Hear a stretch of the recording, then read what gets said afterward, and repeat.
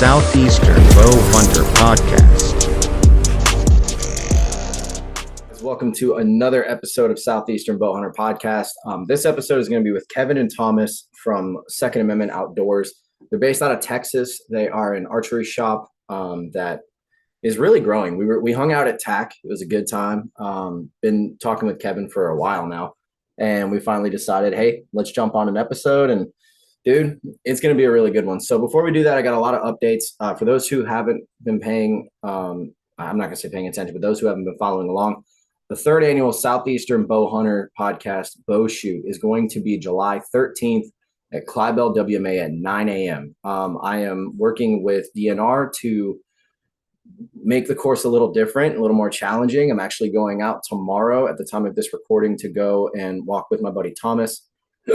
Excuse me. And we are going to be looking at what we can do to the course to make it more challenging. Because for those of y'all that have been there, you know a lot of those shots are pretty easy. So it's going to be different. I'm really excited, and I want to talk about all of the current, there's probably going to be more, hopefully, but all the current partners that are doing giveaways. So first up is going to be G5 and Prime. Talked with Brian, and he is sending basically a giveaway box. There's going to be broadheads, quivers, hats, stickers, all of that stuff from G5. So very thankful for that. And then we also have giveaways coming from Ace. I've got a brand new Moultrie Edge Pro 2 cell camera that somebody is going to win. And then we also have, I spoke with Summit today, and Mackenzie was kind enough to send over a brand new in the box Summit Viper SD tree stand. So somebody's going to win another climber just like they did last year. Except this time, this one's not going to be used. This one's going to be brand new out of the box. And the way we're going to do it is we're going to have, so at the range, the only target that we are not touching, at the range, there is 2 elk targets. One of them is 50 yards, one of them is 70 yards. So what we did last year is we did a 100-yard shot. Whoever could hit the 12 ring first at 100 yards won the tree stand. So what I'm thinking about doing, and this may change, but right now I'm thinking about pushing it back to 110 yards, and whoever hits the 12 ring first or gets the closest, that's kind of a tough, we're kind of making it a little bit like the tack truck shoot. So I might just say whoever gets it in the 12 ring. Hopefully it doesn't take forever for us to do that. But whoever gets that is going to win the brand new Summit Viper SD stand. If what happens last year happens again, where you've got 2 people that hit it first try, man, we're going to have a shoot off, and we may back it up to 115. Might back it up to 120. We're gonna do some distance in this shoot. So I'm really excited about that. Thankful for all the partners that are getting involved. And like I said, I know there's gonna be more. I know David with Victory is gonna be bringing some arrows, so we're gonna be giving arrows away. And I still have a few partners to talk to that I want to have them be a part of it. So once that happens, I'll let you know. And I really have something exciting. I wish I could tell you guys, but I haven't solidified it yet. So if that ends up happening, if it gets confirmed that it's going to go down, that we're going to do it, I will let you guys know. If not, I'll talk about it after the shoot. All right, so on to the partners. Working Class Bow Hunter.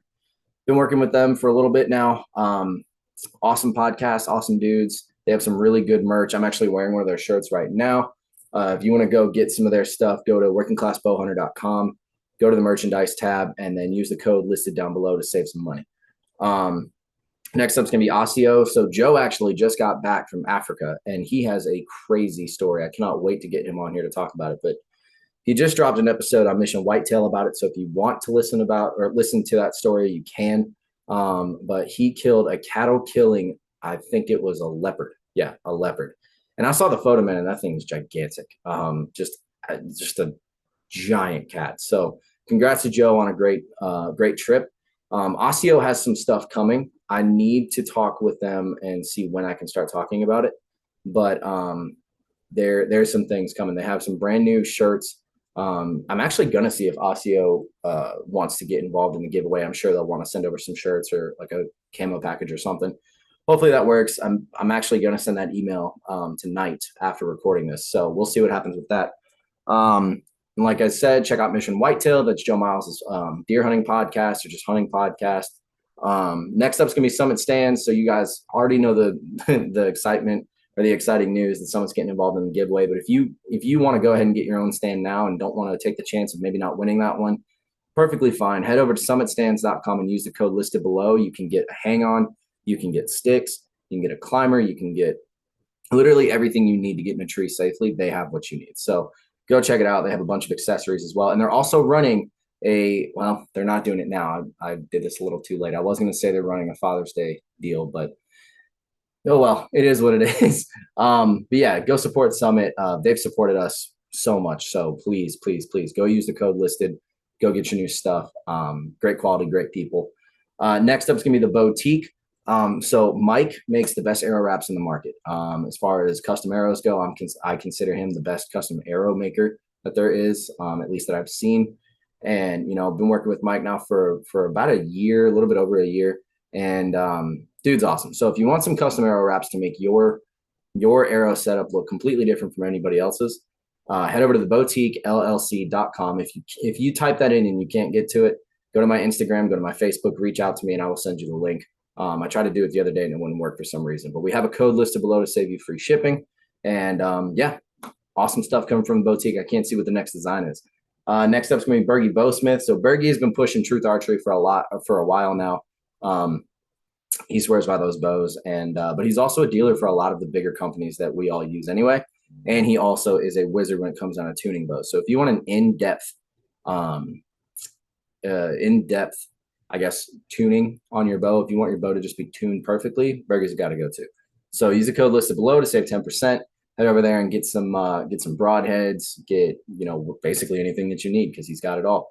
Next up is going to be G5 Outdoors. As you guys know, I'm going to be using the Mega Meat and the Dead Meat V2 this season. Again, thank you, G5, for being part of the giveaway. Super, super thankful for everybody that's involved. Honestly, man, you guys have no idea how hyped I am for this. But if you want to try some new broadheads, look, if you're a mechanical guy, go with the Mega Meat, Dead Meat V2, or the T2. The first two are 3 blades. The second is a 2-blade. And if you like fixed blades, well, then they've got the Montec M3. I always say M3 or M5. I'm pretty sure it's M3. Either way, they have 2 different versions of the Montec, and then they also have the Striker V2 and the Striker X, which are the replaceable blade fixed blades that they have. So awesome broadheads. It's the only broadheads that I'm trusting. That Mega Meat does some damage, son. Now, one of the more exciting parts of this intro, Prime Archery. So you guys know I'm shooting the form. I've got it back there behind me. I actually have something to show you guys at the end of all this partner stuff. But Prime just dropped a new bow called the Prime Form 30. So basically what it is if you've seen the form, which I'm sure a lot of you have, it's got those carbon tubes, which allows for them to sort of adjust the ATA to almost any length that they want. And they decided to make a shorter ATA bow this year. I think it's their first, if it's not their first one, it's their first one in a long time. But it is a 30-inch axle-to-axle bow. It's 331 foot a second. I think it's 6 1/4 brace height. And dude, I haven't shot one yet, but they're sick. I used to shoot shorter axle-to-axle bows, but once I got this one, me personally, I like the stability. And the center grip technology keeps it super stable. It's just a perfect bow, honestly. So if you want to get a new bow, now you got 2 options from the forum. Head over to primearchery.com and place your order. If you can't do that, then go to one of your local shops, ask if you can shoot one, and see what they got. I mean, the Form 30 just dropped, so it might be a minute before shops start getting them. But you know, if you get one of those bows and you want to run even the speed mods are now available. I'm probably going to be running those as well.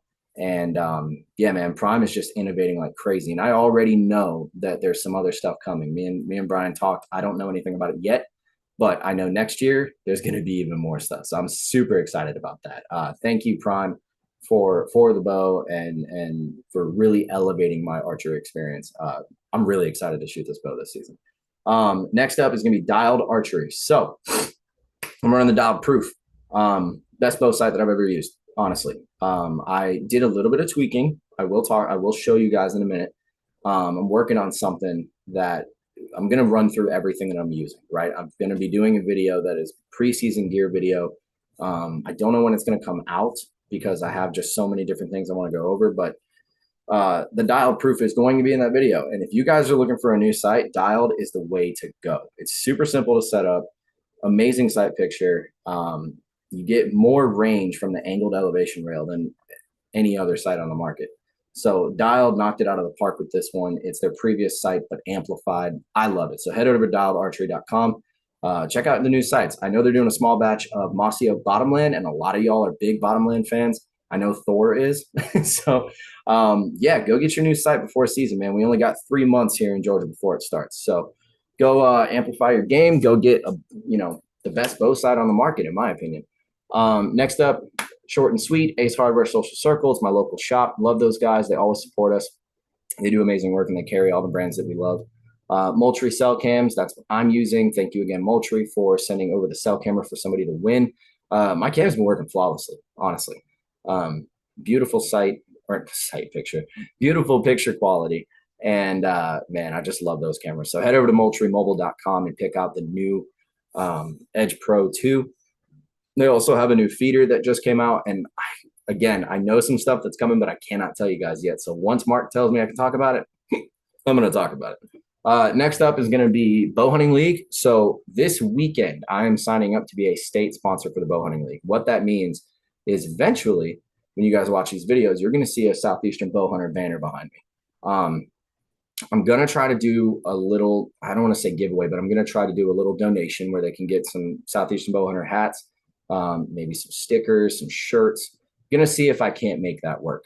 But I love being part of the Bow Hunting League. Me and Josh and Thor signed up, Team Southeastern Bow Hunter. And the three of us have some really, really promising bucks this year. So if we can pull it together, man, we might do not too bad for Georgia. So if you haven't signed up yet, go to bowhuntingleague.com and sign up. If you don't have anybody that you can sign up with, just go on Facebook and go on the Bow Hunting League group. And you can find people to sign up with you. You can join a team. You don't have to be in the same state. And honestly, in the Bow Hunting League, I've had multiple people say, oh, yeah, I went on this amazing like South Dakota hunt or something just because of someone they were on a team with, they became friends with. The next thing you know, you're out there hunting in a place you never thought you would. So Bow Hunting League is doing amazing things for the archery community, just in the bow hunting community too. I think they do weekly. My buddy Adam was telling me about it. They do weekly challenges that you can win stuff. They do giveaways. They are, in my opinion, the top notch when it comes down to bringing the archery and bow hunting communities together.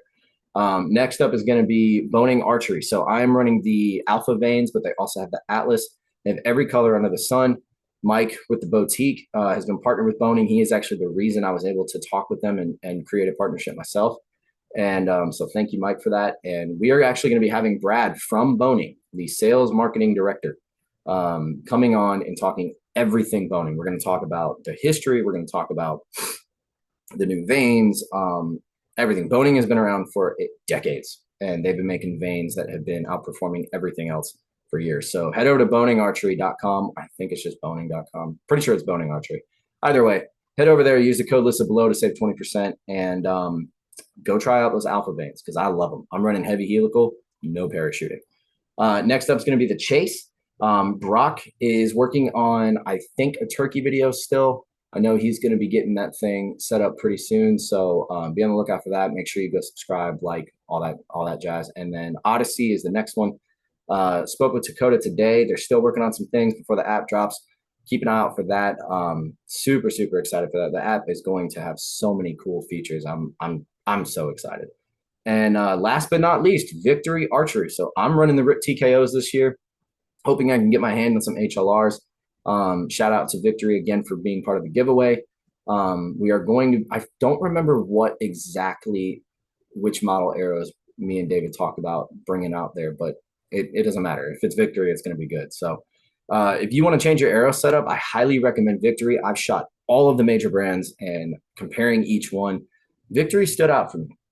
So maybe that's just me. I don't know, but that's probably the only arrow I've never actually broke in a normal setting. So Victory Archery is the only arrow brand that I ever plan on really using.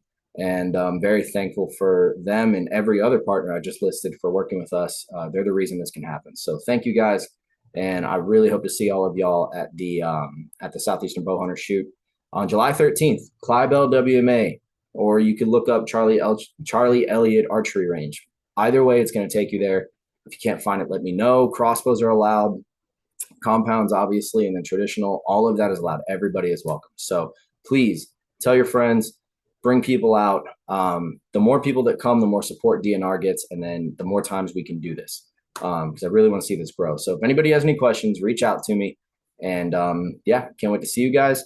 So before we do that, you guys know I have to do my preacher moment. I might get a little heavy on this one. I don't mean to, but been kind of struggling with stuff, man. Personal things at the house, and I'm not gonna say family stuff because the family's been doing great, but just personal things going on that without Jesus I wouldn't be able to get through it.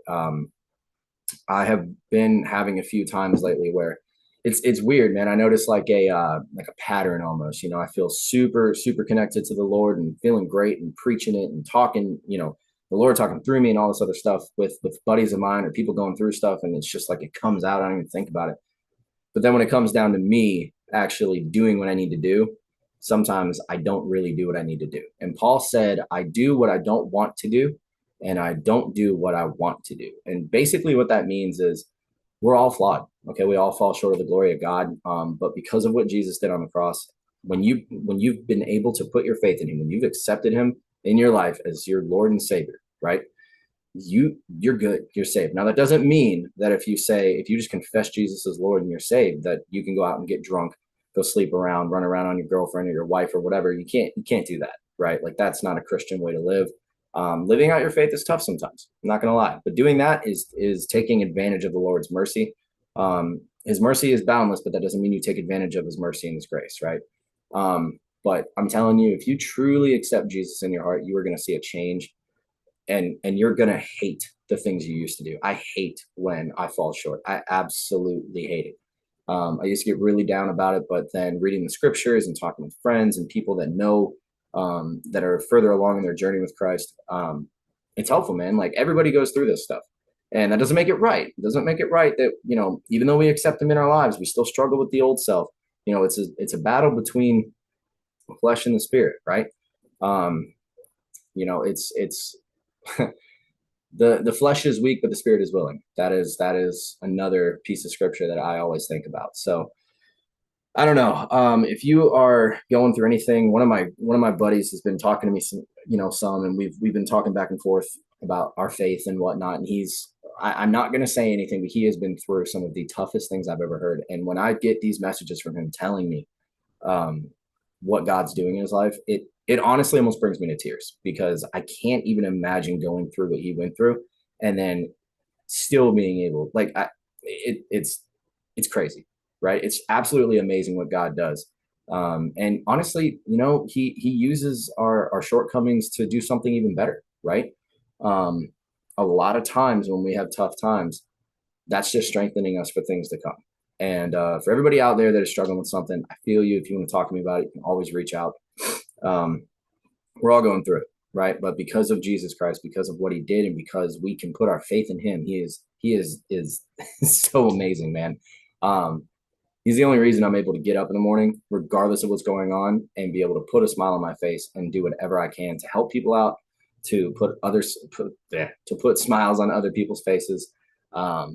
Man, I'm feeling it right now. So that's my preacher moment. Sorry, guys. I guess the Lord had some stuff he wanted to say. But anyway, we've got this awesome episode with Kevin and Thomas from Second Amendment Outdoors. There's some of the best dudes that I think I've ever met. Just down to earth, awesome people. So if you haven't checked them out, go follow them on TikTok, Instagram, all that stuff. Go look at their website and go help support them. So without further ado, let's get Kevin and Thomas on from Second Amendment Outdoors. Got some of the best people that I think I personally ever met at TAC. We've got Kevin and Thomas here from Second Amendment Outdoors. Kevin, how long have I known you? We've been talking on TikTok and stuff for what, like 6 months? Probably a little longer than that. Yeah, Okay. we've been back and forth, and I found your podcast through friends of mine, and they were like, "Hey, you got to listen to this guy," and we found it really interesting. Well, I don't see how, but I appreciate it. Because I'll listen to it and I'm like, oh God, that audio is all messed up. But no, really, I appreciate it, man. I just, the thing about you guys, like, I'm just going to dive into it before we get everyone to know who you guys are. But I can vouch for it that y'all are some of the coolest, most down to earth, can talk with anybody people. And I love that, because at TAC, there's a certain feeling you get from some people, right? That, they'll walk around with like the brand new thing and they'll hit the caribou at 111 yards, and then they think that I don't want to cuss on this, but they'll think their shit don't stink. Let's just say that, and you guys are not like that.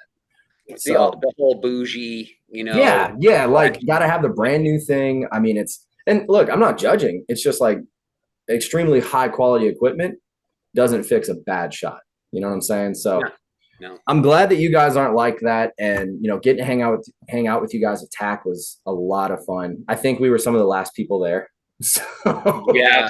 We were, when we came back, the vendors area was completely stripped down and we were stomping through the mud to get to our trucks. Dude. Yeah, that was, I could not believe how muddy it was. I got my mom's car because, for those who don't know, and I told you guys, but my truck it's not reliable enough to get up there. So I had to take old Mama Bear's car, and I felt so bad because I got in there and my boots are caked in mud. My pants are all muddy. And I just looked at Josh. I'm like, oh. Somebody wouldn't let me get in the truck with my boots on. No. So get those things out. In the pouring rain, I had to take the boots off while standing on the running board. But I will say, I wore a pair of crispy boots and I thought it was like all hype about the Crispies until I wore them at TAC. Dude, I had traction. My feet never got wet. Really? The only time my feet got wet was when I had to step on the running board so I didn't get in the truck with my muddy boots on. Yeah, dude, I've heard a lot about Crispy, but I haven't, how much does a pair of Crispies usually run? Like just the base model? Roughly like 275 and up. Yeah. Yeah. Okay. So it's probably worth the investment, but if someone's just like, oh, I need new boots, they probably aren't gonna. Yeah, no, you're not gonna. But got it. If you're, it sounds like it'd be worth it though. I mean, everybody at the shop wears them. They've got an everyday wear pair, and then they've got more of a heavy duty build. But they're definitely worth it. So you're saying when I go out west, I'm gonna have to get a pair? Yeah, it would definitely help. I mean, they were talking about these boots, the way they flex. When you step, it'll actually flex with your foot. But if you flex it the opposite direction, it locks in. So when you dig your toes in and start to stand, it's like you're standing on a platform underneath your foot. And it actually works like that. I was feeling that when we were climbing those hills out in TAC.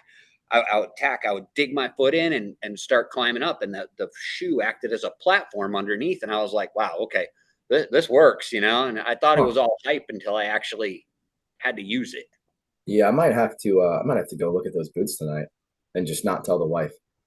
That's probably a good idea. Anyway, I'm over here scheming. So, all right. So can you tell the listeners who you guys are? Who is Kevin? Who is Thomas? What is Second Amendment Outdoors? I know about all that, but they need to hear from you guys. I'm Kevin. I'm the lead tech in the archery department here at Second Amendment. I'm Thomas. I'm just a Bowtech here. I also work in guns. I work a little bit of the entire store, really. You'll see me at one end of the building to the other. I'm always moving around, but I help out wherever I need to be. Second Amendment Outdoors is actually a large outdoor store. We are 2 100 by 100 buildings. We are firearms, knife counter.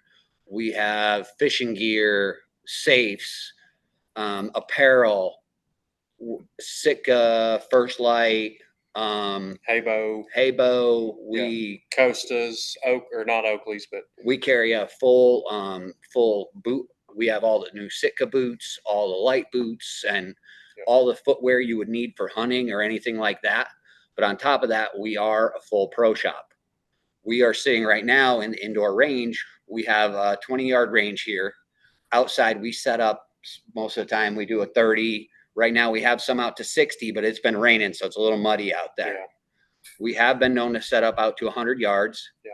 And if you go out there and yeet one of your arrows, man, we're sorry. It's kind of on you. That's part of the game. So, but we have a full pro shop inside the building also. We're in the midst of some renovation. We're actually going to be moving the bow shop into the range area. We're building another larger building behind us, and half of that is going to be our range. We're going to have 20 and 30 indoor. So that's Second Amendment kind of in a nutshell. Yeah. Sorry, It's a family-owned business. Family-owned business. They've hired us in, and they've treated us just like family. Oh, absolutely. So we treat them with that respect. Yeah. We know what they want, how they want the customer treated. Customer service is paramount here. Yeah. Mm. That's one thing. That's one thing. If you come in the store, you will be asked 50 times by 4 different employees, do you need help? Do you need help? I mean, we've actually had a review about asking too many people if they need help, because that's what it's about here. You know, we offer the best service. Everybody gets the same treatment. We're gonna tune bows the way our bows are tuned. You know, we're not half-assing nothing around here. Whoops. Oh, you're good. But it's the same way on the gun side when we're mounting scopes or something like that for people building rifles or helping with suppressors. Like, it's just the whole store. We're here for the customer. We're here to help serve people. And they're the folks that we work for are good, and they make sure that the customer comes first, and they take care of us too. Man, you guys don't know how much that means to me. Like, I forget who I was talking to recently, but we were talking about bow shops, and a lot of shops in the country just kind of they're not welcoming, you know? Like, I wish you guys were in Georgia, honestly, because we need more shops like you guys. You know, It's funny, I actually started my career in Georgia. Well, why'd you leave? Yeah. We need you. Yeah. No, it took me a while. Like, you know, the shop that I go to now, and I think I might have told you guys this story or you've heard it on the podcast, but I'll say it for those that maybe haven't heard it. The shop I go to now, years ago, they weren't welcoming, right? Like, you'd walk in, it was very intimidating. I still have the bow. Actually, Nick from Unbound just sent over some strings for this bow for my wife now. But when I took this bow in, I didn't know what I was doing. I was brand new, right? So I walk in and I'm like, hey, never shot a bow before. Don't know what I need. Help me out. And that was the worst thing I could have said, because I walked out of there spending $350 when I had already spent $350 on the bow. So now I'm $700 in the hole. And my setup was terrible. I had sub 350 grain arrows that I was hunting with. Had a 2.3-inch mechanical broadhead and a 40-pound bow. And I'm thinking I'm the baddest thing in the woods. Yeah. And so thankfully, over the years, things have changed. The local shop is amazing now, but it's still that experience I had that I'm like, how many other guys have gone through that? You know, I've actually met those guys at ATA last year. So those aren't the guys I'm talking about. Those are the good dudes. Yep. The guy that did this to me was 5 years ago. He's at another shop. He may have been at ATA. I don't know, but no, the newer guys that you've been praising, I've actually met them at ATA, and we talked. I think we sent you a video that night of us all saying hi. Yep. Yeah, I met. So they were nice to you guys. Oh yeah, great. Okay, guy. good. I don't want to have mutual friends. We have mutual friends in the industry, so it kind of brought us all together. Yeah. In Georgia is Wildcat Archery over outside of Savannah. It's in Pooler. Mm-hmm. It was in Richmond Hill a long time ago, and that's actually where I started. Are you from there? No, I was stationed in Fort Stewart at the time. Oh, okay. Okay. I used to live out there over in Hinesville. Well, let's actually know. So you know the area, so I need your help with this, because I was telling a buddy of mine earlier about where I used to live down there. It was near Hinesville, but it was like in the middle of nowhere. It's something Berry, like something Berry or Bury or whatever. I know Jessup was right near there. Huh? I remember Jessup. Yeah, it wasn't that. It was, dude, it's gonna kill me now. It's like Westbury or something like that. But that area, let me ask you this, because I got a buddy that lives down there. Is the area for hunting down there good? I know there's tons of pigs, but like deer wise. Yes, it is. Really? It's just when I was down there, but you gotta think, I was down there 25 years ago. That's okay. This is when I started. Outside of Fort Stewart, north of Fort Stewart, there's a lot of good hunting area from what I understand, and some guys that I've talked to. Mm-hmm. But I was like you. I walked into Wildcat Archery with a bow that I had bought at a pawn shop and was like, there's something wrong here. The owner took pity on me, watched me shoot, then told me, hey, you're the best right-handed shooter I've seen ever shoot a left-handed bow. Oh, no. And I learned from there. So it starts with all of us. That's crazy. And that was 25, 27 years ago. Wow. Then I You might started be the only hanging out. person I've ever met that's been able to do that. Honestly. I was shooting hard, low and right, and I just couldn't figure out why. Huh. But I started hanging out at the shop. I became, just a pest that hung out at the shop all the time. So I started fletching arrows and stuff like that. And then I started working on the press, and it became just a love, and it's a passion. Yeah. And I've been at it ever since. It's funny that seems to be everybody that is now like a seasoned archery tech or like lead archery tech. They always tell me I started fletching arrows and then I started asking questions, and 20 years later, yeah, see, he's on his journey right now. Yeah, I am. But it's wild, man. I mean, like how difficult, and it probably wasn't that difficult, but I'm just curious looking at like these new products, right? Going from what you were working on in the beginning to now, the technology is, we had to have taken technology from aliens at this point. I mean, that's so crazy, the difference. Like, how was that for you? I mean, I've been in it long enough that I've seen progression. So you've seen it stage by stage by stage. Mm-hmm. But I have some older friends that, kept their older bows, their old, Matthews Q2s, their Reasons, their older bows. Now they're coming to the new bows and they're like, oh my God, this is like space age technology. Mm-hmm. The bows are lighter, the bows are faster. But I will say on the Bowtech side, they're more dangerous. You mean like Bowtech, like for you guys? For us. Oh, I thought you meant the brand. I was like, what? No, the technicians, like the actual technicians working on them. Yeah. Now those limbs are smaller, more compact, hold a lot more energy. So now when we got that bow in the press, we have to be careful with it because you can get hurt with these things. Oh, I believe it. I saw a guy at TAC whose bow exploded in half, and I'm like, are you okay? Yeah. And, I mean, he was fine, but it's just like, I can't even imagine, Yeah.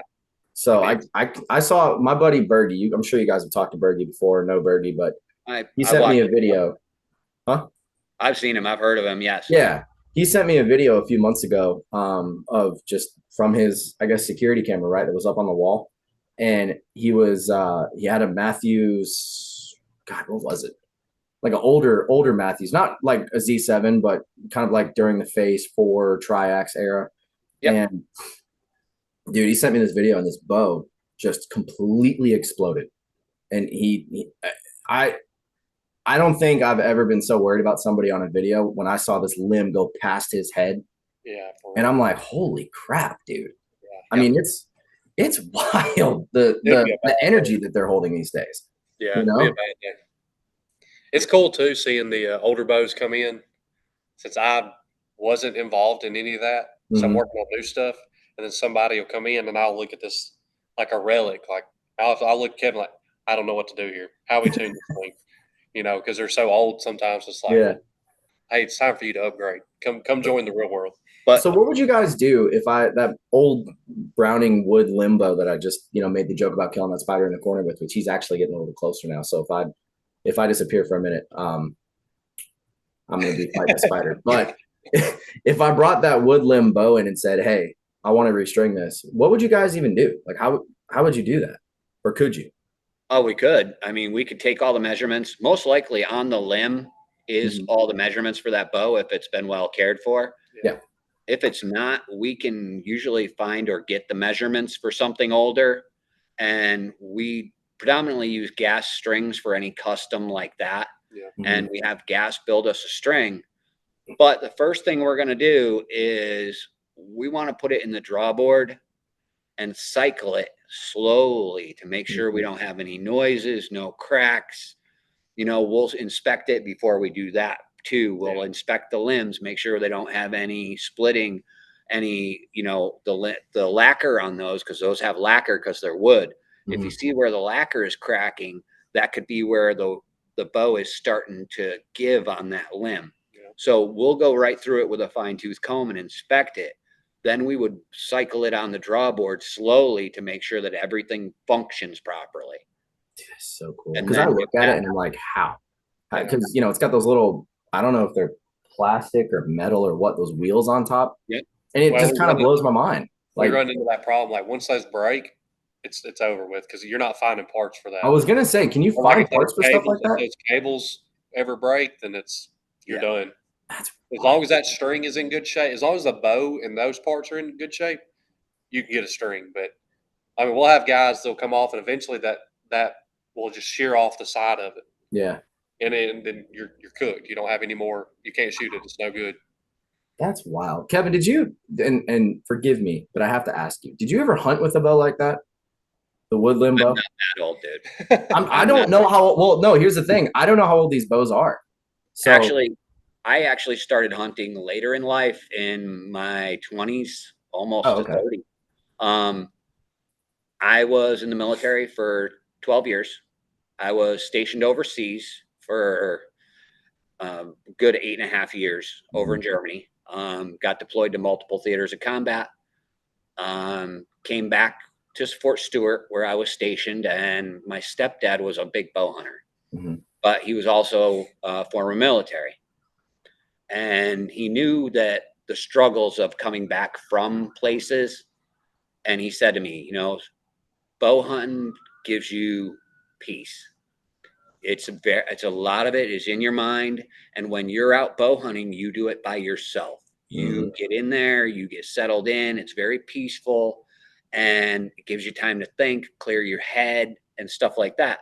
So I started giving it a try, and that's when I bought the bow from the pawn shop and went on my journey. And I haven't stopped since. So I thank my stepdad for getting me into it. Yeah, dude. First off, thank you for your service. I always have to say that when we have a vet on here, but you're totally right. I have a really good buddy at work. He doesn't work for us, but he's one of our customers, right? And we become really good friends. I actually got him into bow hunting.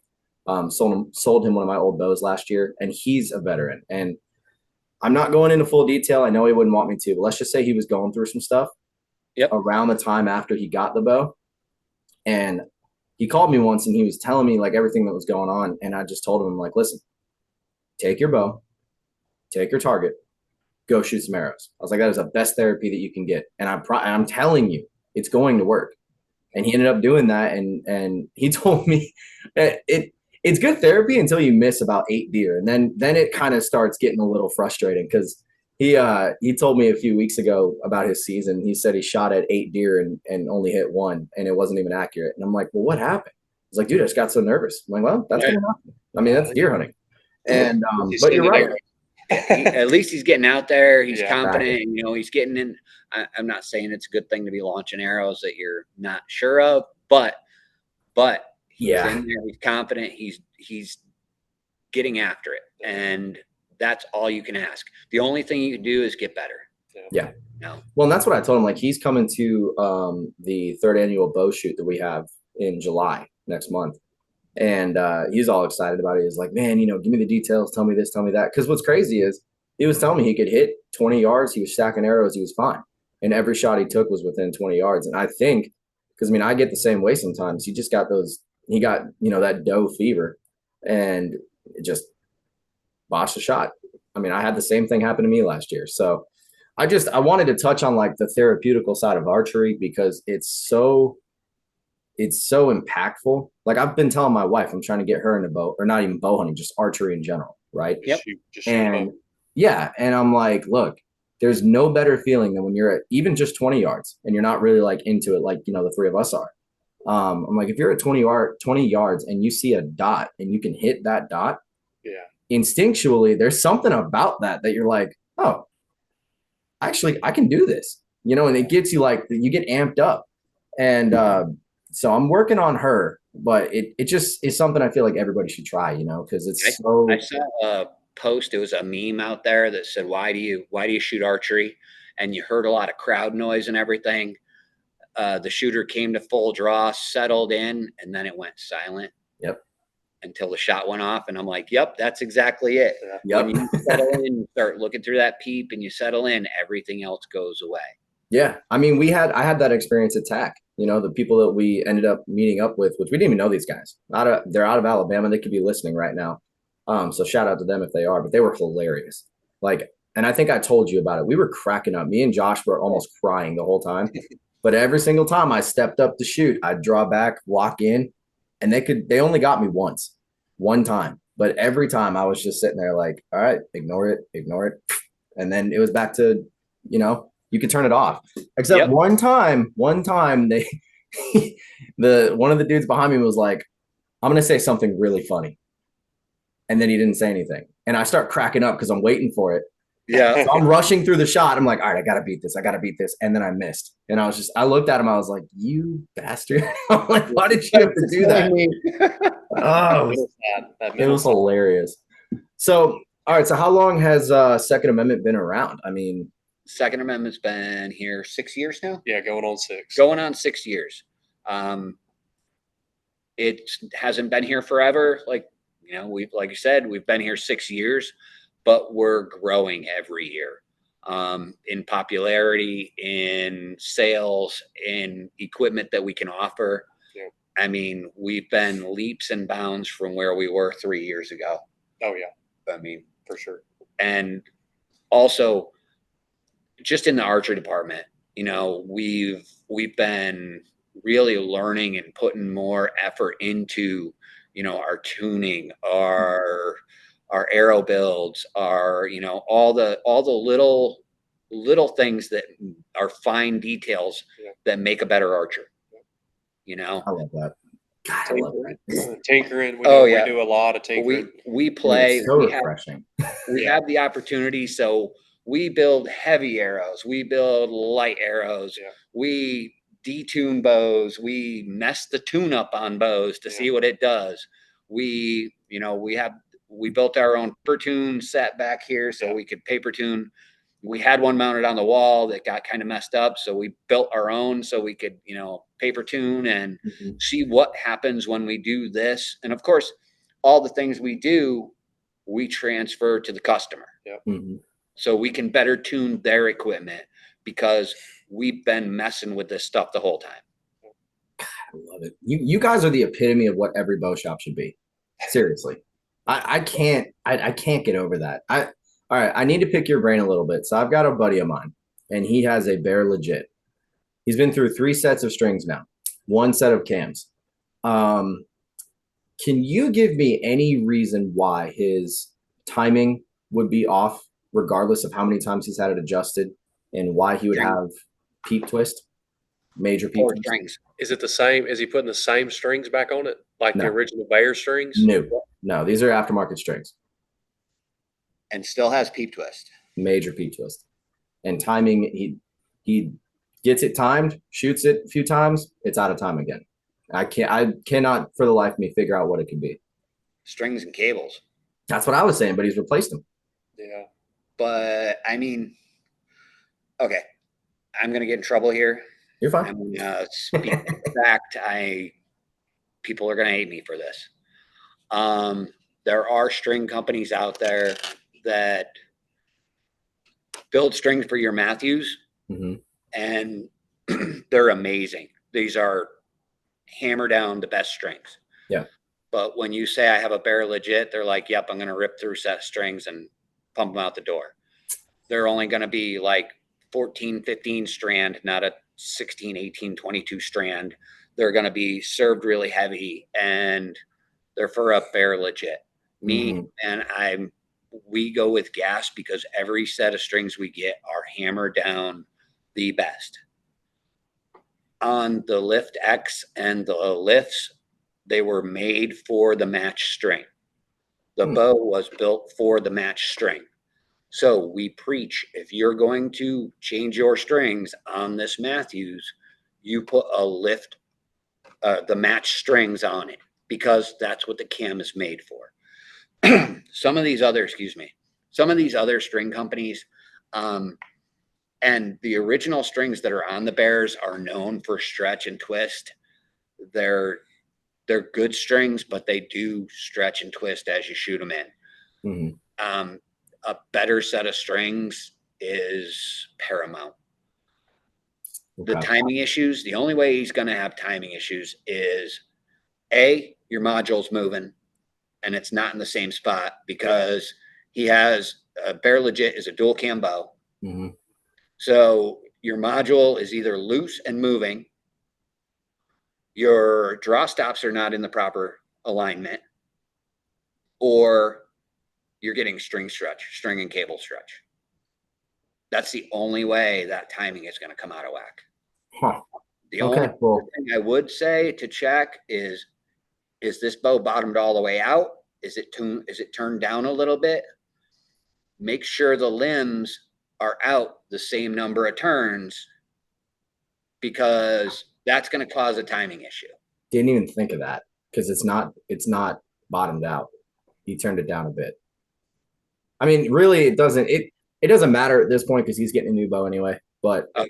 We were talking about it, and I was like running through my head. I'm like, well, are the cables are they upside down? Did the top cam go on the bottom? I don't even know if that's how it works. Like, I was running through every scenario I could, and I couldn't figure it out. But after you explained that, he's gonna listen to this, and he's gonna call me and be like, "Oh, I heard you bring up my bow on there. That makes a lot of sense." And I'm just gonna be like, "Those guys actually know what they're talking about."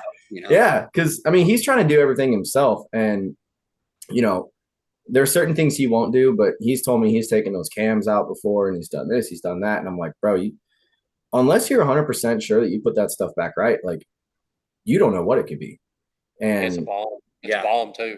Yeah. Start taking stuff apart, and you want to do the wrong screw, and that whole bow's coming apart on you. Mm-hmm. And I mean, he's relatively new. Like he's like 2 years in, so he's really like hammering forward, trying to learn stuff. I didn't even start messing with bows or anything. Still, I really don't, but to a very small degree. I didn't even start that for 2 years, because I know better. I'm like, I don't know nothing about this. Yeah. I am not about to mess this thing up. I don't have the money to buy a new one. Kudos to him for trying to learn, but it's like, man, I would call some people, like you guys. So I'm gonna tell them to call you guys. You have some guys that are great shooters. They are absolute, lights out shooters. And if something's off on their bow, they come walking in and they're like, here. Mm-hmm. We're like, okay, something's off. And we'll go in and we'll find, with one of our shooters, he can tell when his timing's off 1/8 of an inch. Wow. I'm like, my goodness. Yeah. But he is a hardcore shooter. Oh, yeah, he's bad. He's a good shooter. Mm-hmm. Yeah. What would feel different? When you come back and lock in at draw, you're going to get one cam locking than the other. Yeah. You're going to feel it. Yeah, almost like a step, like a boom boom. Yeah. Then you'll notice that your timing's off. Okay. That's the first thing. It's good to know, though. You can only do so much anyways unless you've got the right tools. Like, you can't press the bow unless you've got that. But I think it helps you as a shooter, because I tinker a lot. But I'll come to Kevin like, all right, something's wrong. And I'll start, because I'm just going down this list of like what could be wrong. And I finally got, after 975 shots, my bow finally started to stretch. And I thought, low impact, low impact, low impact. Well, then I start going down the list of, all right, is my timing good? I'm checking my draw length to make sure nothing's weird on it. And is my anchor still in the same spot? Then I started noticing my peeps moved. So you start going through the steps of figuring out, all right, and then, or it works, I'm just not shooting good today. And it's not the bow, it's me. I've had many days like that. Oh, yeah. Many days. How often do you guys have people come in that their draw length is just completely off? Because I went through that last year. All the time. Dude, I hunted all last season a 1/2 inch short. Didn't even know it. Because I didn't know how to do math. I'm not good at math. So I did the whole, arm span thing and put your hand there and the whole deal. And come to find out I was 1/2 inch short. So,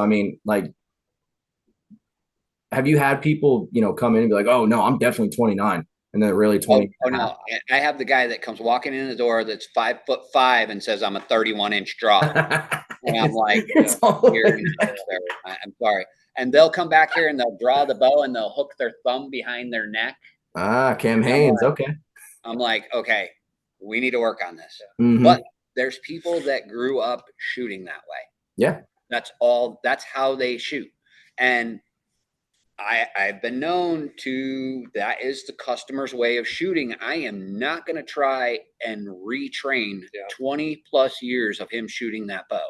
What I'm going to do is I'm going to set it up to fit him and the way he wants to shoot. Because I've seen a guy shoot like that back here that's drilled arrow inside of the next arrow and then busted the knockoff of those two. And I'm like, if that's the way you want to shoot, that's the way you want to shoot. But I will set up the bow for you. But your average shooter that just comes and he starts pulling it back and he's trying to hang it out in dead air, I'm like, nope, we're gonna work on this, because you're gonna slap your. Have you ever slapped your arm with a bow before? And they're like, all the time. Every and it's shot. like, that's because your draw length's too long. Or And their bus cable is popping out and hitting them, like what I had to deal with when that first bow got set up. Sorry, you brought up old trauma. We don't really use the arm span. We're gonna look at you, kind of figure out a draw length. And then we're gonna go from there. Like, does that feel?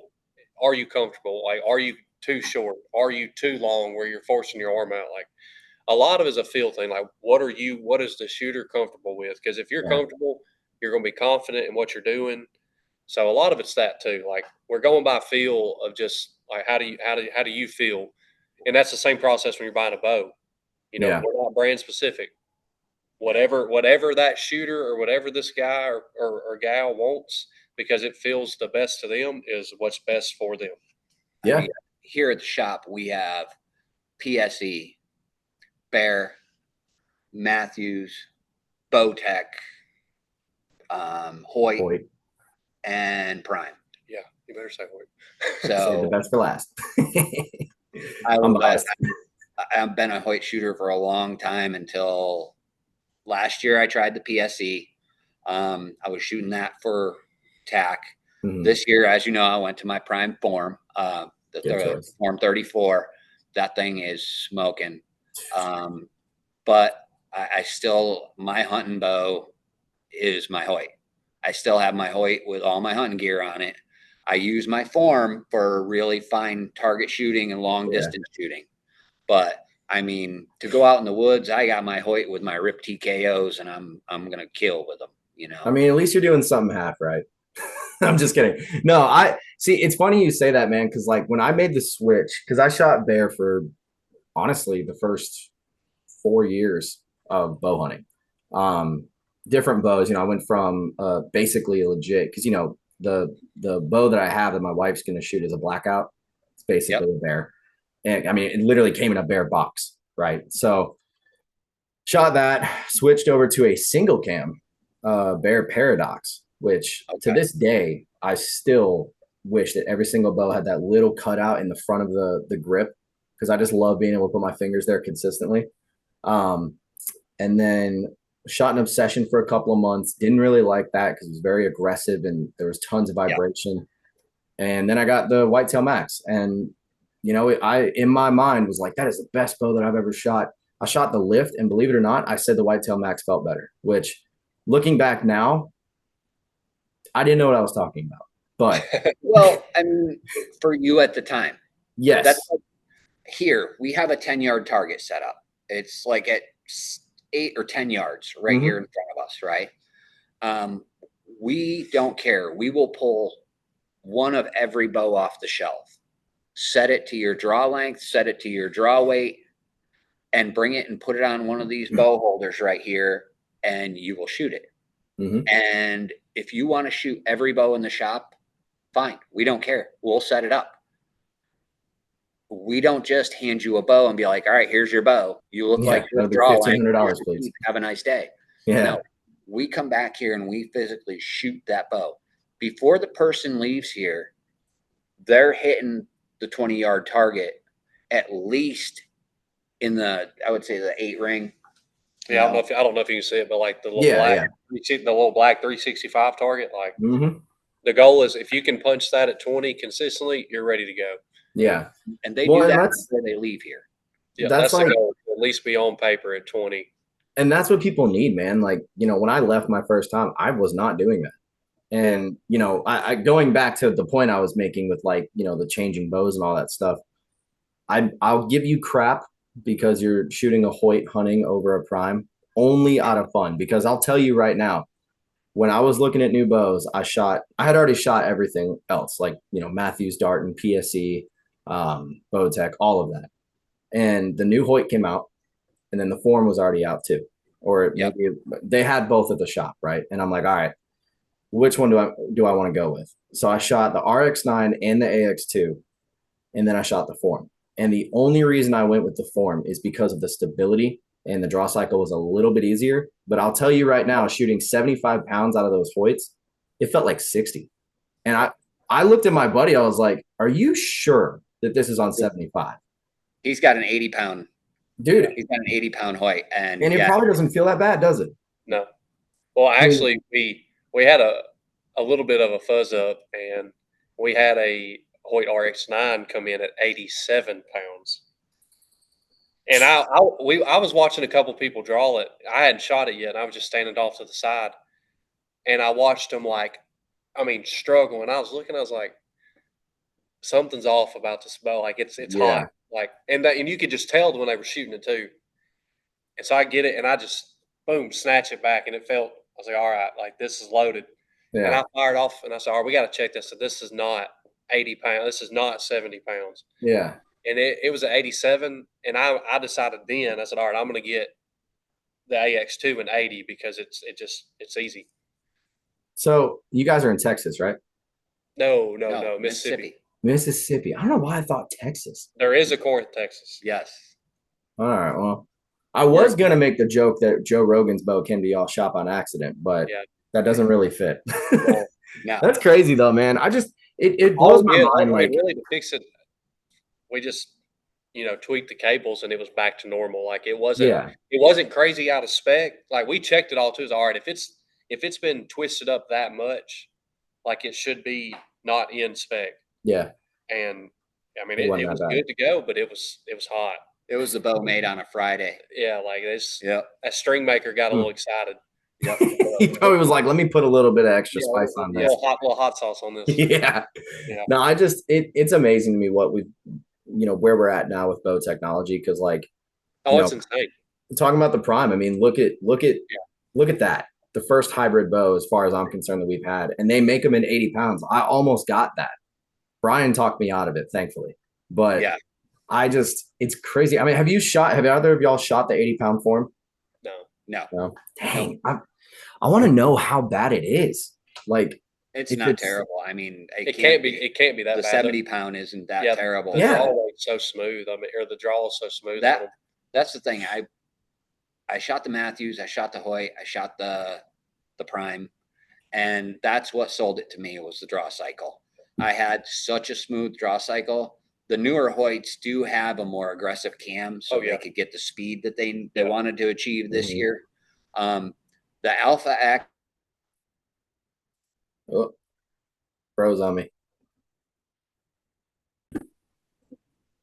Okay, we're good. We had a technical difficulty. I don't know if y'all got storms coming or tornadoes or what, but you were talking about the Alpha X, and we were discussing draw, the cams being aggressive in the draw cycle. So on the newer Hoyts, I found that the RX8s and the Alpha X had a really smooth draw cycle. Then we have the RX9 and the AX2, more aggressive cams, but they achieved the speeds that they wanted. Yeah. So with that, it has that more aggressive draw cycle. And this year, the Prime did not. It had. Dang. All right, we're back again. Technical difficulties.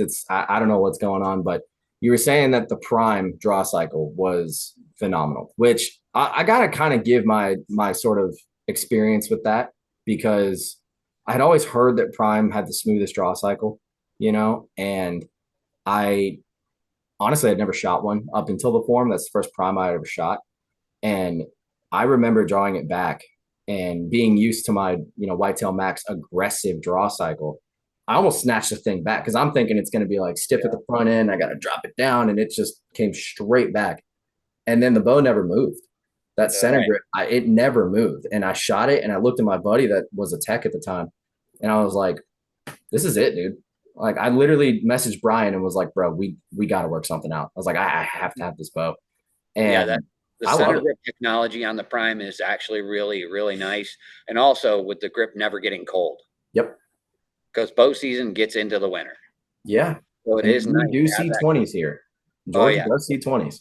We're So in Northwest Mississippi, and we're right at the Tennessee line. We're 5 minutes from the Tennessee line. Northeast Mississippi. Northeast. yeah, I was just thinking, I was like, how far over does Sorry. Tennessee go? Northeastern Mississippi. I'm actually live in Tennessee. I travel down here to work. Okay. It's that close. Yeah. I'm 20 minutes from here. Okay. So wow. I So actually, you are close. Yeah. That's crazy. So what I want to talk about before, because I do want to touch on a little bit of hunting stuff before we wrap this up, but I want to talk about that Form 30 behind you. So you showed it to me earlier, brought it up. How is it comparing it to the Form 34? How is that bow? This right here, Yes. the new Form 30, it locks in really well. I like the shorter axle to axle. It feels good. I mean, the 34 is very stable, but for such a short axle to axle, this bow felt really stable.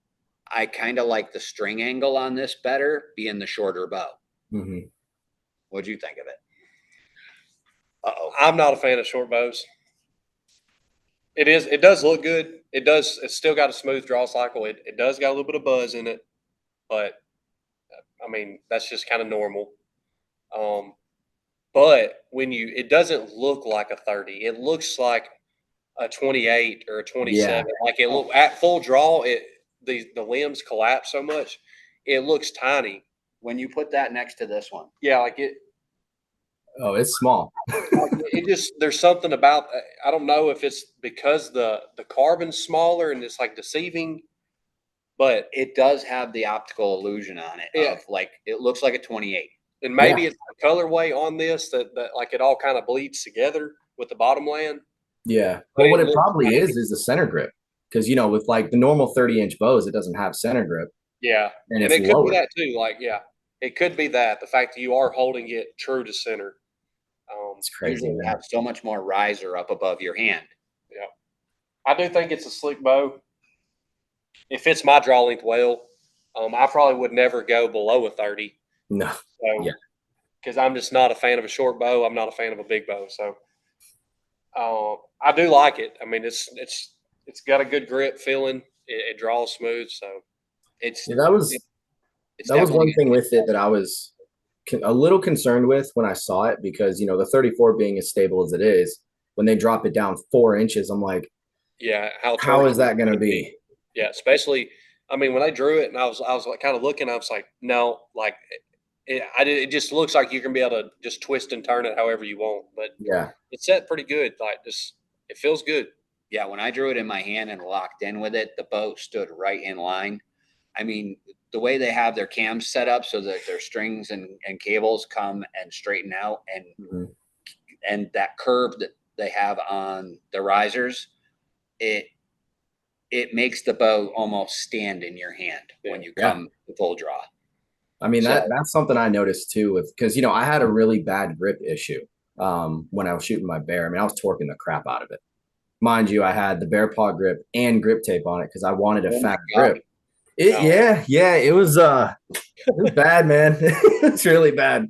But then when I shot the form now, like before I used to be, so I would hold the bow, right? And I'd be kind of like tight grip, right? And I knew that wasn't right, but because of how aggressive it was, You got to hold on to it a little bit. I had to hold on to it. Yeah. So when I shot the form now, every time I shoot, I'm literally just like that. Like I keep my hand open, and I'll kind of, you know, once I let go of the string, I'll kind of catch it a little bit, but I don't really even need to because it doesn't move.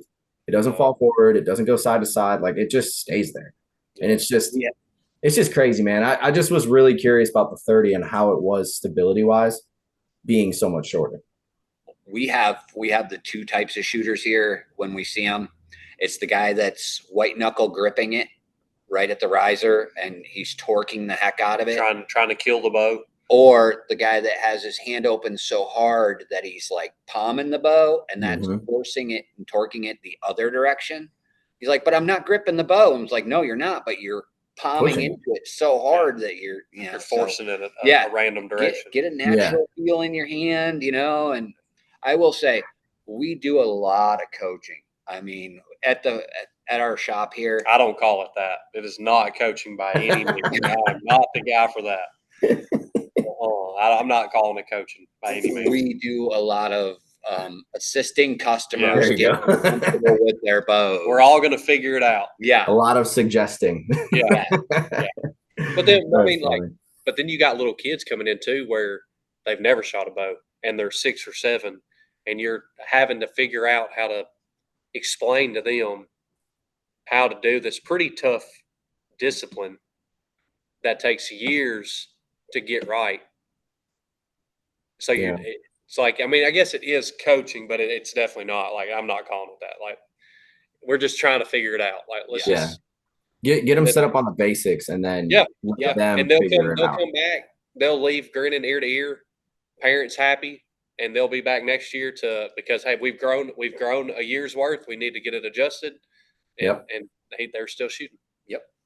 I love it, man. All right. Well, before we wrap this up, I need to know about the hunting out by you guys. So where do you guys hunt at? Do you hunt Tennessee? Do you hunt Mississippi? Are y'all going out of state? I mean, what does this coming season look like for y'all?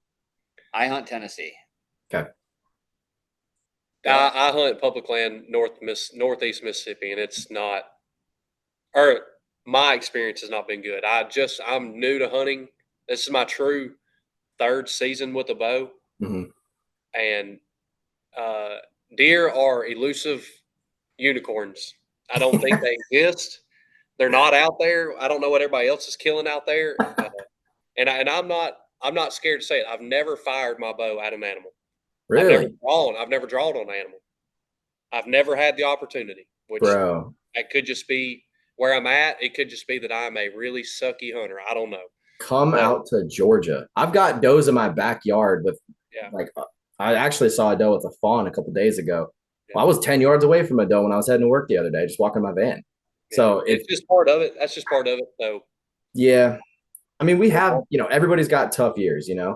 But I'm a shooter. I'm a bow shooter. I also hunt. And I hope I shoot enough that when that day comes, the shot isn't what gets me. Yeah.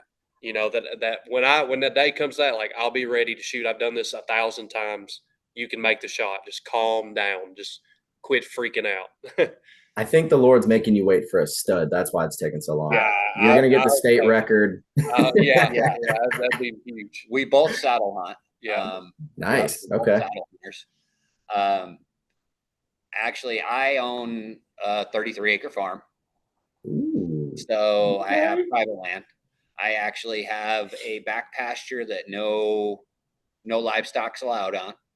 It's about a 10-acre piece, and I clean it up, manicure it. I've got some food plots going on. I've got it limbed out. I've got water source. I've taken a few good deer off of it. Last year, I didn't want to really wipe them out. I was looking at more like a couple of cull bucks.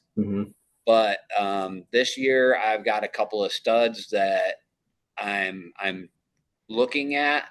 I do have a spot and a blind for my wife. My wife goes out there with her crossbow and blind hunts. Smokes them. So she's getting after it, and sometimes I find myself just leaning back, watching them going, I'm going to leave that one for her.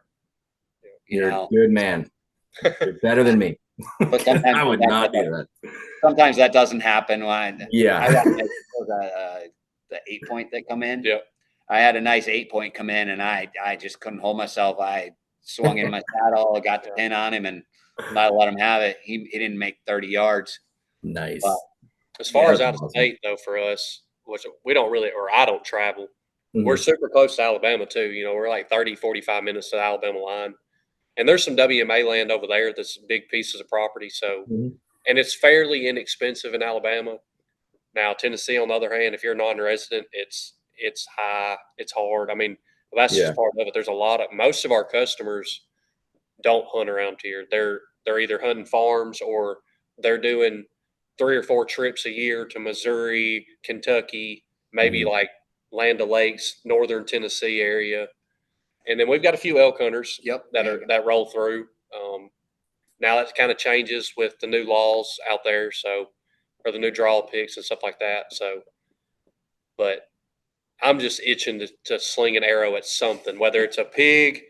Everybody, everywhere I go hunt, man, you ought to be careful. There's pigs out there. I've not seen one yet, so I don't know what you're talking about. I hear the same thing by me, dude, at our public land. I've gotten pictures of them. I've gotten pictures of bobcats, coyotes, a ton of turkeys, pigs, big bucks. Never see them. I've seen one, and but seriously, come if you feel like making a trip, man, come out here and we'll get you on public land. I know some spots where there's always deer at, and you can shoot something. Actually, one thing I do want to talk to you guys about. Do y'all know who Blue River Bow Hunting is? Yes, I heard about that. So you know about the Tennessee hunt? Yes, I heard about it. I've listened to the podcast. Okay. I was actually going to talk to you about it, but I think he'll bring it up. Yeah, I don't know what we're talking about. So October 18th, that weekend, Blue River Bow Hunting is doing I call it a charity hunt. It's really not, but it's called Hunt to Help. And what it is you know how Seek One does like the annual doe days, and then they donate the meat to families that need it. Well, Blue River's trying to get a bunch of people together. They've got a bunch of their sponsors. I'm trying to get as many people out here as I can to come with me up there. But they're doing a public land hunt for 3 days. At least I think it's 3 days. And you basically have this one big, it's like 20,000 acres. And it's all public land. It's on like Lake Norris, or I think it's not Lake Norris. What is it? Lake, dang it, Dylan said it. Norris Lake? I don't know. It's in the episode. I could tell you the details, but I wanted to tell you guys about it or invite you guys to it because not only could you kill something, right, but you could also help donate stuff to families that need it because there's a bunch of families that need it up there. I want you to send me all the information for that, for sure. who we need to contact, because that's well, I will. Okay, so I will actually very add you in the group chat that we're in. Like Bow Hunting League's getting involved. Okay. Ben is in the group chat. So when we get off of here, I'll send you the invite, and then all you're gonna do is click in there, and then Thomas. If we're not friends on Facebook, we need to be, so I can send it to you too. Yeah, we'll link up. Yeah, man, it's a good thing. I mean, and you don't only have to shoot a doe. Like if you see a buck and you want to kill it, you can. So yeah. I mean, it sounded, I listened to it on the episode when he was talking to you about it, and it sounded like a really good thing to do for the community. Absolutely. And we are all about that. And the owners here are hugely invested in community and family. Yeah. And there is nothing we wouldn't do for community and family here. Yeah. Well, maybe reach out to Dylan, see if they can send you some sort of, and I mean, I could text him and ask him, but maybe they can send you like a flyer or something, put up in the shop and be like, hey, this weekend, this area of Tennessee, come on out. Yeah, dude, I'm trying, like I said, I'm trying to get as many people to go as I can. Now, hopefully it doesn't get overcrowded because apparently this place is already overcrowded. But I mean, if y'all got a boat or you feel like walking, you can get to a good spot. So hopefully we'll see you guys out there. One other question I had, the bow hunting. I saw you're becoming a state sponsor. Yes. So I can send you the link for that as well. My buddy Kyle is supposed to come on the podcast in a couple of weeks and talk about it, but I don't fully understand what the quote unquote state sponsorship is. Cause I asked him, I was like, do I need to give anything last time I read up on it, I gotta take a test. Last time I read up on it, there was something that has to be, for the winner of your area and stuff like that. I'll look more into it. I was in the bow hunting league last year. Yeah. I had a couple of guys that were down here and we all got together and we signed up and we had a good time. They actually come in the shop and they knew who I was when I reached out like, hey, I'm a single guy looking to get into a group. And they're like, hey, dude. I know. Thomas's face is exactly what I was thinking. Right. I'm like single. You're a single, lonely bow hunter. Unless you don't have a group of guys. You're just digging a hole. Okay. No, I signed up for bow hunting league. Didn't have anybody to sign up. And just digging a hole, bro. Sorry. So I have experience with the bow hunting league, and we need to look more into it because it is a really good. Sorry, that was gold. No, the bow hunting league is dude, they're freaking awesome, man. Ben is such a good dude. He's super busy. Hardly ever hear from him, but he's so The busy. giveaways that they have are amazing. I will say the list I of know. stuff given away last year was crazy. Well, and the bad part is, man, like I've had conversations with buddies over here, because Georgia's got big deer, but realistically speaking, it's going to take you about 4 to maybe 5 years to even potentially kill a 150. And that's if you're managing your property, right? And that doesn't even include the neighbors that'll shoot, a fawn spots. Anything breathing. Yep. Yeah. So if like rounding it down type of mentality. Yeah, I mean here, if I try to get somebody new into it, their first thing is, well, why am I going to go up against, people that are up in Iowa and Illinois? And I'm like, dude, it doesn't matter. I was like, and I said this in this episode's intro, so I'm going to say it again in case anyone skipped it.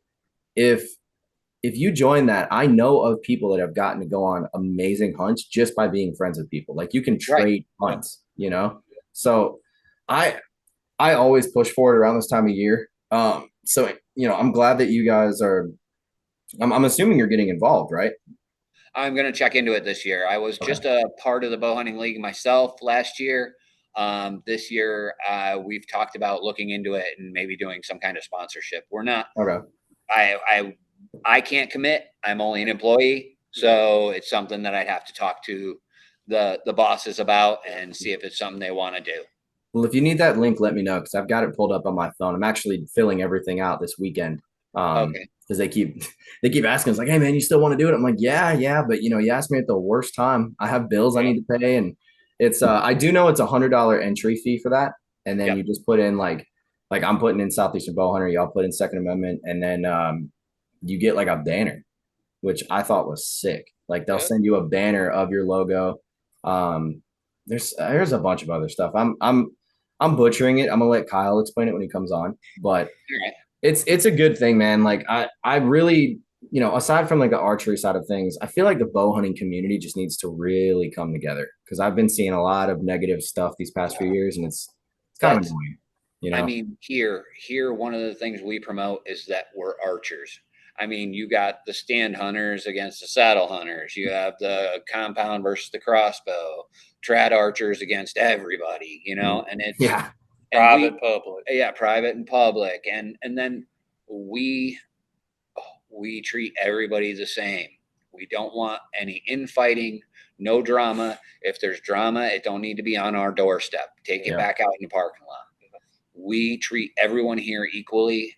I mean, if you're coming in with a 575 grain arrow on a single cam bow and you know exactly what you're shooting, this is recent. I've done that. That's why you're hitting early bow hunting me. And but this person knew every component of his setup, knew that his range was a max of 40 yards and had it set up to he knew exactly what he wanted to do. Yeah. Okay. I'm not going to fight you on that. Yeah. He was like, what? I said, yeah, if that's, enough, you set it up that way that you wanted it that way. Fine. We just have to set up your bow for that. Mm-hmm. And he's like, wow, a lot of archery shops will argue with me. I'm like, I'm not, know what you're doing. I'm not going to change what you want. It may not be what we prescribe, but at the end of the day, like if that's what you want, that's what you want. Okay. We're going to set it up to the best of our ability to make you happy. Well, and that's the thing too, man, is like the archery community, or really, I'm not going to say the archery community because that kind of brings in target archers, but the bow hunting community, I see it every year. Around July, I'll start seeing people like, what broadhead should I use? And you see the entire list of everything that's made. What arrow weight should I use? And then you got guys arguing, saying that, Ranch Fairy's God and he knows what he's doing. And then talking about like John Dudley saying he likes, lower 400s, I think, or whoever it is that runs those, right?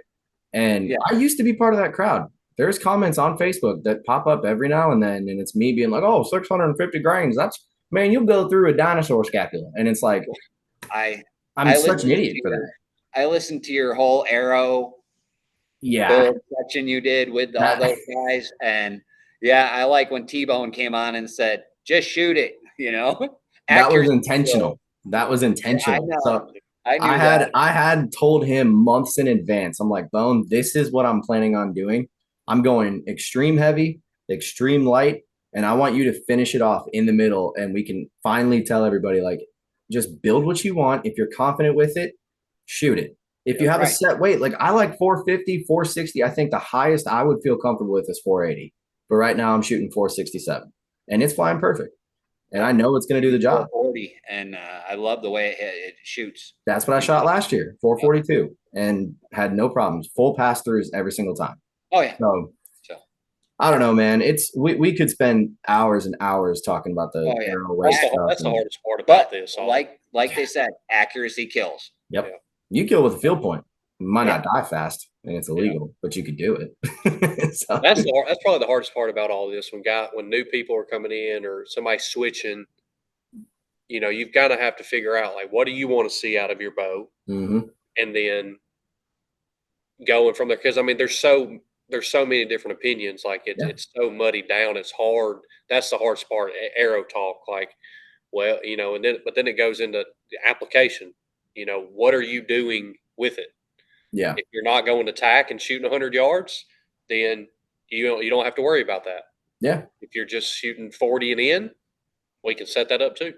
Well, the thing is, there's no like definitive, and I've experienced this, is why I know I can say this with full confidence. Is like you can run a 500 something grain arrow with a fixed head, you might still not get through that animal, and then you could shoot, you know, a 440 grain arrow with a 2-inch mechanical and zip right through it because I've done it. I mean, I've lost deer because I went down I need 25% FOC in a 600 grain arrow with 2-blade, 3-blade fixed blade, and literally right now. Wow. And Kevin, you've listened to the podcast, so you know exactly probably what I'm about to say. But there is a doe alive right now that my wife named Mary, and she calls her the Holy Doe because I shot her with a fixed blade broadhead 2 years ago, and she is still alive. And I had enough arrow weight. I had plenty of FOC. Should have worked, and it didn't. So there's no definitives in bow hunting, and people really need to realize it. Pass to shooter, and he didn't take it, so that's a good thing. Yeah, the Lord was in my ear that day and was like, "Don't do it." And I was just like, "But I'm at full draw already." I was like, "All right, I won't." Yeah, man, that was a weird year. But anyway, boys, is there anything else you guys wanted to touch before we wrap this up? I think we've hit all kinds of dark little corners and talked about everything that you'll see here. I mean, everything from strings to arrows to, custom builds or straight out of the box from whichever manufacturer you want. Because, we carry all the major manufacturers of arrows, Easton, Victory, Carbon Express. We cover all those, your 5.0s, your HLRs, all those arrows that people are looking for. The Axis. Yeah, Access Sports. We have it.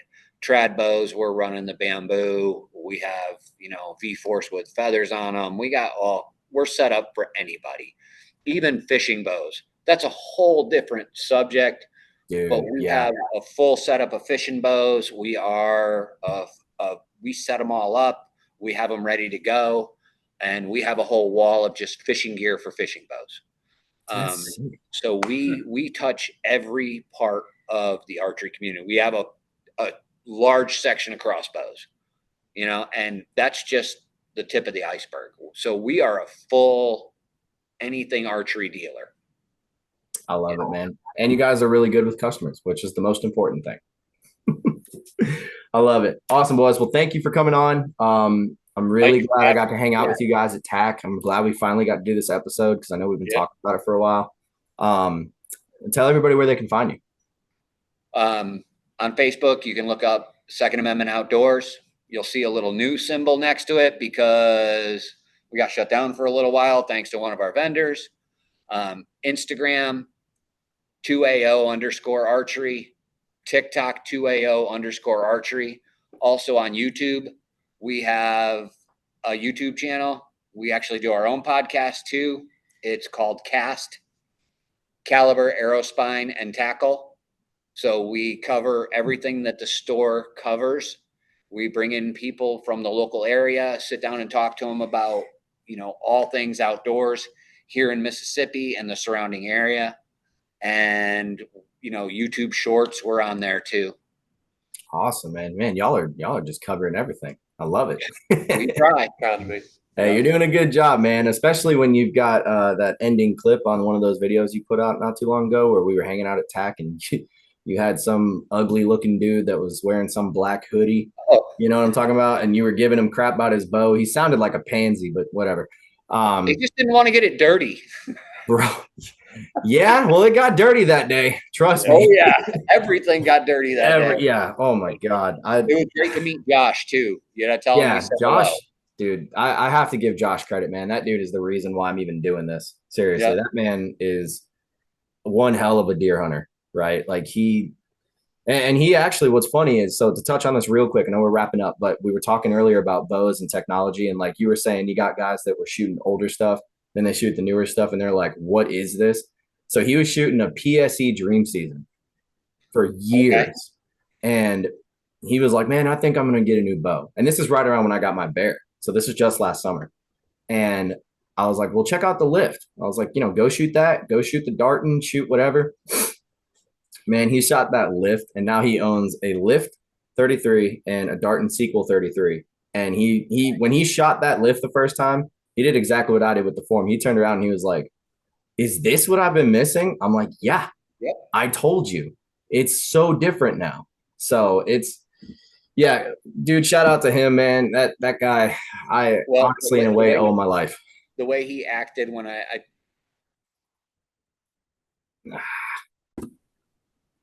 Okay, this right here is why I hate technology. We keep going in and out. So you were saying something about Josh at TAC and then it cut out. And there it goes again. Oh my God. Oh, okay, hold on. Y'all are back. We're good. We're good. So what were you saying about Josh? So when Josh, such a great dude, we met him at TAC. I brought some hats that we were handing out to some of the people that we knew and people that we had talked to but never met. Mm-hmm. And when I gave Josh a hat, man, he just lit up like, he just started grinning from ear to ear. And I was like, dude, it's a hat, man. Here you go. Yeah. But he just watching someone like that just glow was like, man, I got a hat, What's so funny about that is we were walking back up and I had that, like, we were kind of talking about y'all and like, we saw you guys and you texted me. So I was like, oh, we're going to go meet up with Kevin real quick. And he was like, yeah, you think I could get a hat? I'm like, I mean, you can ask. I was like, I don't see why not. The crazy thing about it is he was so excited walking up, and like Josh has been hunting for probably going on almost 20 years now. Right. Yeah. And like, after him getting me into it and then me doing the podcast and then getting to meet people in the industry and stuff, I feel the calling to be like, all right, you put in all this time, you have all this success that nobody knows about. I need to bring you to the forefront and meet everybody because you deserve that. Like the dude's such a good dude and he gets so excited by like getting, being given a hat, or he got veins from boning and he was grinning ear to ear. He's built like 15 new arrows and just custom builds and getting into it. And it's like, that's what it's about, man. Brad is a really solid dude. Dude, I love Brad. He's coming on here soon too. And that's going to be, I'm very excited about that. Yeah. Awesome, man. Well, look, thank you guys for coming on. We could sit here and kiss butt all night, but this could go too long. Yeah. But a good episode, boys. And we need to do this again. We need to do this again with some of Thomas's success stories from this year, killing the state record. Oh yeah. Yeah, we'll see. I think it's your year, man. I do. I really do. But yeah, I guess until next time, boys. All right. Have a good one, man. Take care.